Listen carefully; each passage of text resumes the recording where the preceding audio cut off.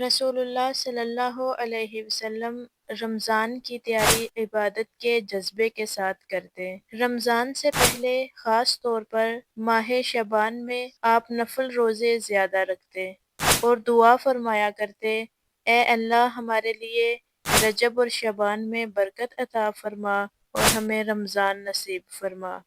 رمضان کے استقبال کے لیے آپ صحابہ کو اس کی فضیلت اور تیاری کے بارے میں آگاہ کرتے۔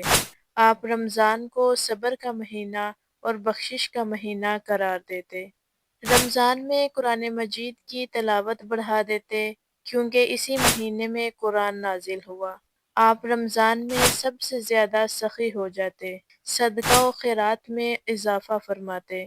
رسول اللہ صلی اللہ علیہ وسلم رمضان میں راتوں کی عبادت بڑھا دیتے۔ ہمیں بھی چاہیے کہ ہم نیک اعمال کو بڑھائیں اور اس مقدس مہینے کو بھرپور طریقے سے گزارنے کے لیے پہلے سے تیاری کریں۔ ہمارے چینل پر رمضان سیریز کو دیکھنے کے لیے سبسکرائب کیجیے۔